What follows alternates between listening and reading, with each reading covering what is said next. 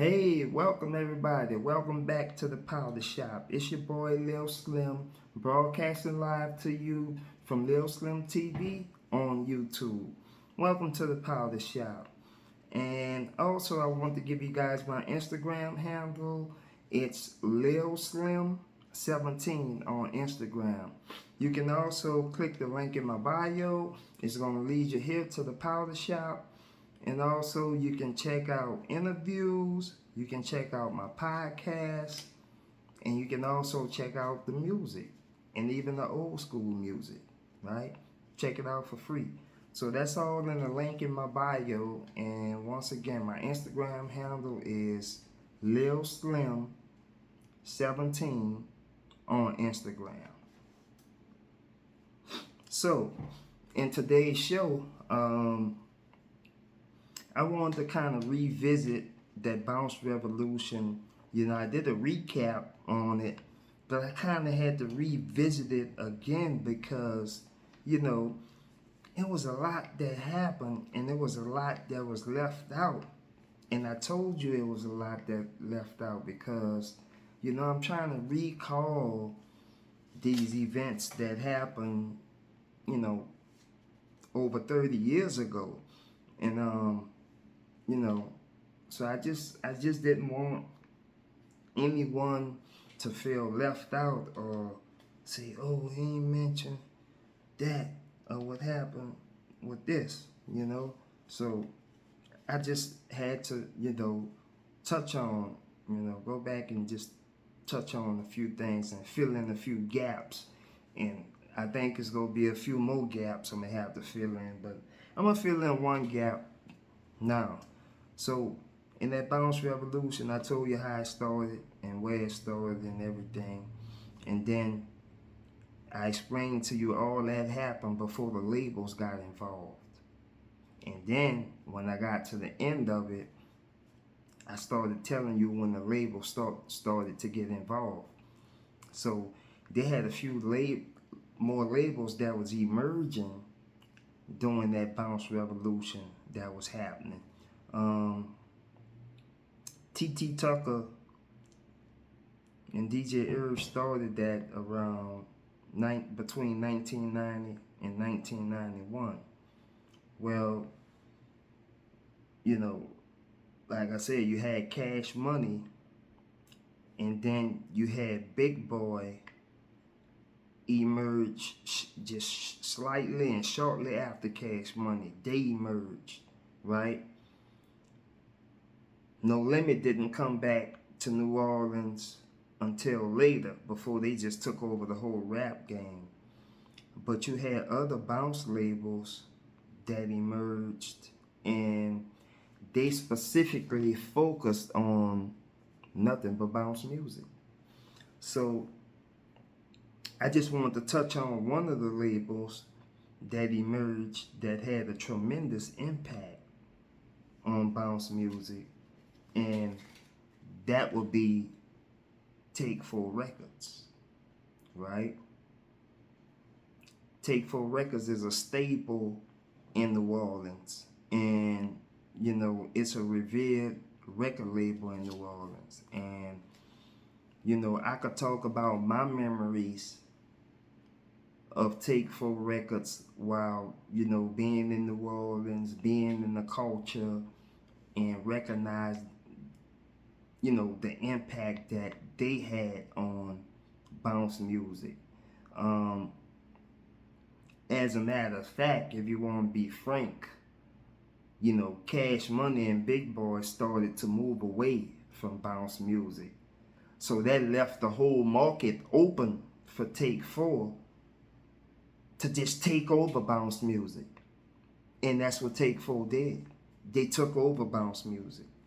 And it was started, by two guys, I want to get names right, so I don't want to miscall no names. So I'll just talk about it in third person. But, these guys, they founded Take 4 Records. They had a local TV show in New Orleans that was based on positivity.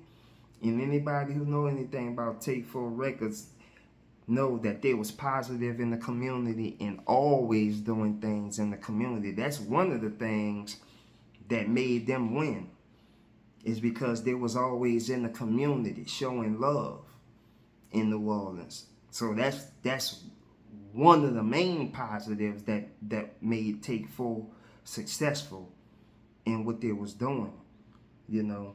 So, you know, these guys, they founded Take 4 Records, and then, because like I said, I'm talking about what I know, but also I had to go and do some research on it, because there was a lot of things that I don't know about Take 4 Records.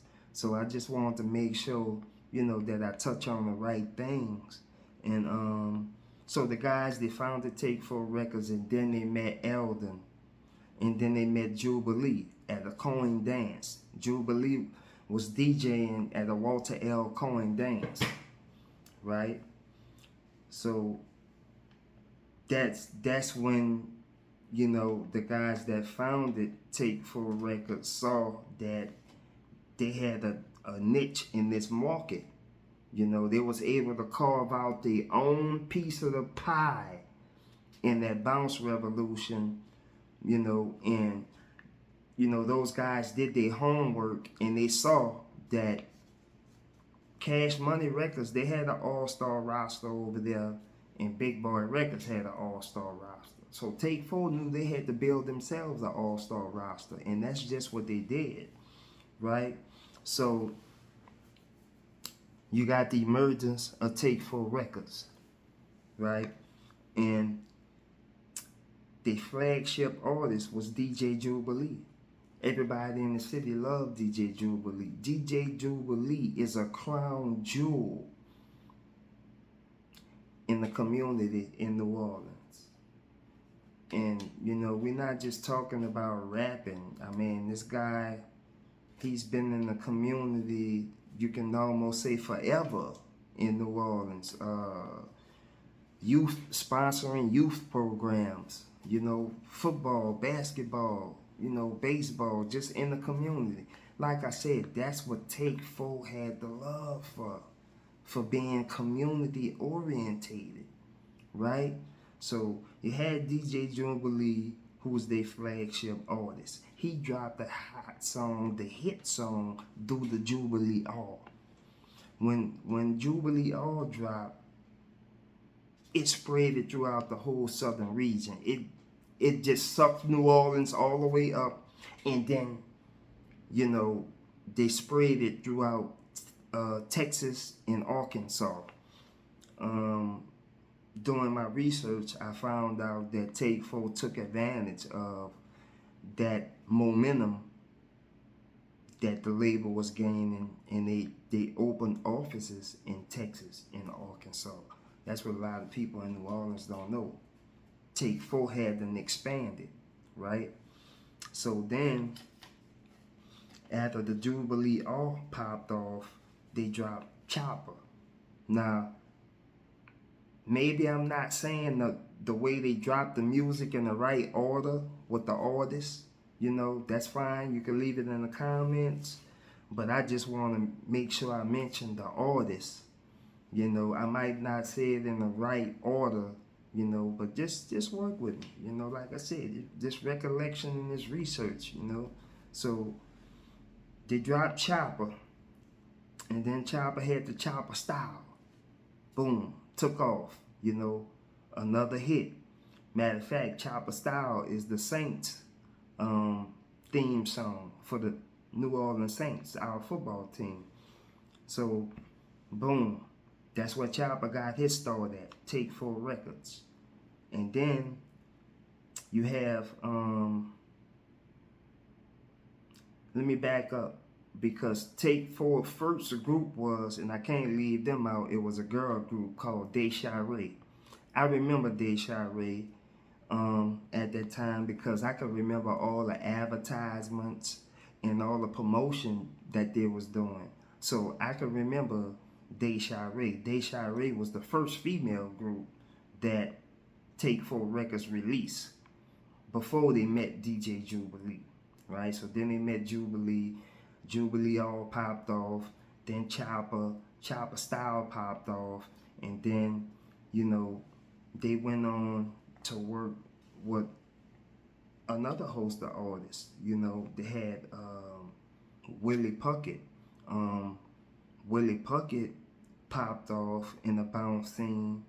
Matter of fact, I know Willie Puckett personally because we went to high school together. We went to Fauché together. And after I graduated high school, Willie Puckett became the drum major of the band at Fauché, right? So after he became the drum major of the band and he graduated high school, maybe a year or two later, he went on to work with Take 4 Records. And then the next thing you know, he became a bounce legend, you know, Willie Puckett, you know. So they wound up working with another host of artists. And like I said, they was big. They had them grew their fan base in the community because you would always hear them on the radio. They was always in the community. So, you know, DJ Jubilee, he would always be out, you know, doing different events everywhere, you know. So Take 4, they was everywhere. You would see them every weekend. And so then they got Big Frida. You know, Big Frida, that's where Big Frida got the star that from Take 4 Records. And like I said, they went on to work with other hosts of artists. Don't want to leave nobody out. They worked with Big Ramp. Big Ramp released music on the Take 4 Records. They wound up working with Katie Red out the Melpomene, I believe.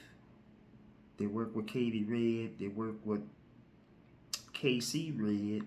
And they also worked with P-Town Mo.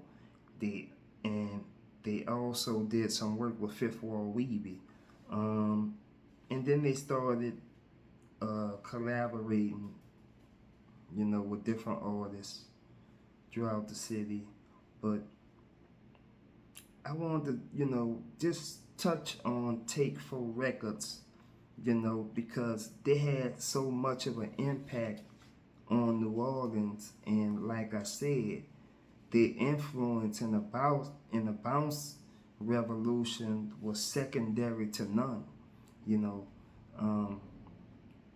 What I remember that, you know, these guys was positive.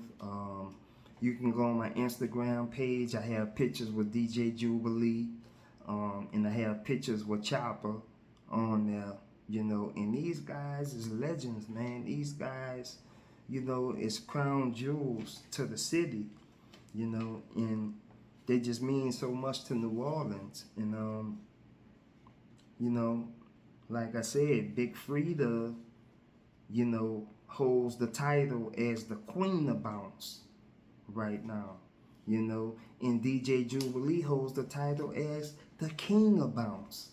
So that just goes to show you the influence that these people had on bounce music, you know. And like I said, you know, if I have to come in and fill in some more gaps, you know, about the bounce revolution and things that happen with it, I will, you know. But, you know, that's why I'm just trying to take my time on part 2 of the bounce revolution, where I'm going to talk about the queens of New Orleans, because, you know, I want to get in depth, you know, and I want to give you, you know, a good look into, you know, their careers and what they meant, you know, to the city of New Orleans and to the movement, you know. So I just wanted to touch on that, you know. Take 4 Records, like I said, legendary record label. They produce artists that will go on to achieve national success. And like I said, man, Take 4 Records, they did their thing, you know. And big shout out to them, and much love.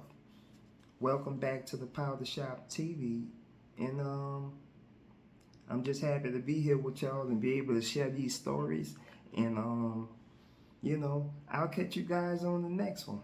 One love, peace.